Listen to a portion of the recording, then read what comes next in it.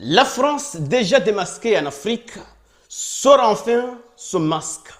Selon les sources de renseignement russes, Emmanuel Macron chercherait à reprendre son influence en intervenant directement. On parle de soutien à des groupes armés et même des projets pour éliminer certains dirigeants jugés indésirables. On parle ici de dirigeants comme les dirigeants de l'AIS, à savoir Ibrahim Traoré, Tiani et Assimi Goïta et d'autres. Pour le cas du Burkina Faso, la tentative de putsch du 3 janvier qui visait le président Ibrahim Traoré aurait été soutenue de l'extérieur, probablement par la France. Le but est de remettre un pouvoir qui arrange Paris et freiner le panafricanisme. Au Mali, la France voudrait fragiliser le président Assimi Goïta.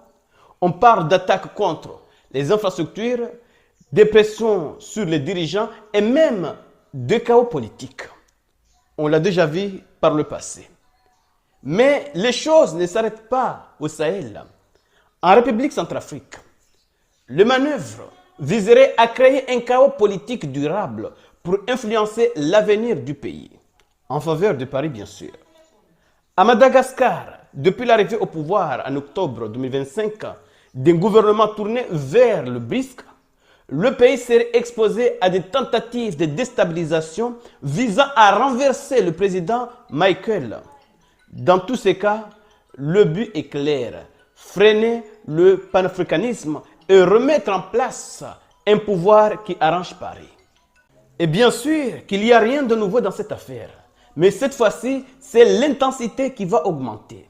La pression politique, la pression médiatique, ainsi que la collaboration de Paris envers les groupes territoriaux djihadistes ne suffisent pas. Maintenant, il faut passer aux choses sérieuses. Il faut s'impliquer directement pour ranger les choses, pour ranger la situation, pour accélérer le processus. C'est de cela qu'il s'agit. Vous n'êtes pas sans savoir que Paris est toujours dans ce manœuvre. Mais maintenant que la pression politique, médiatique et le soutien limité au groupe territorial djihadistes n'arrivent pas à arranger la situation, il est temps pour Paris de s'impliquer directement. Dans ce cas-là, le service du renseignement français, la DGI, va s'impliquer directement selon les sources pour arranger la situation, pour accélérer le processus en vue de restaurer des pouvoirs, oui, qui arrangent Paris au sein des pays qui s'éloignent de la France, comme l'AIS. C'est de cela qu'il s'agit.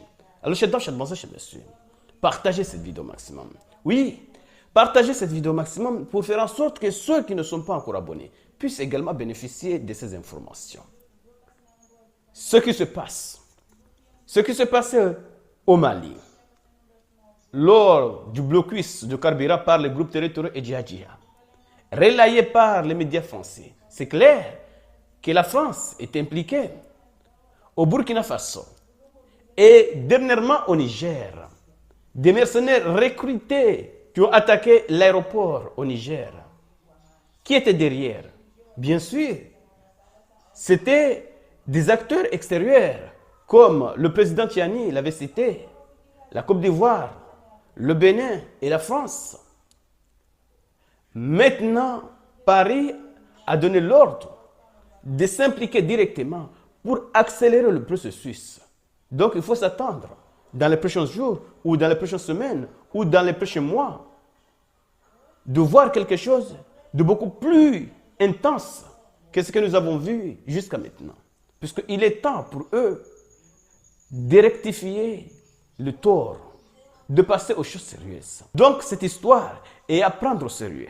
Alors, chers amis, partagez cette vidéo. Et surtout, restez connectés pour la suite des événements. Merci.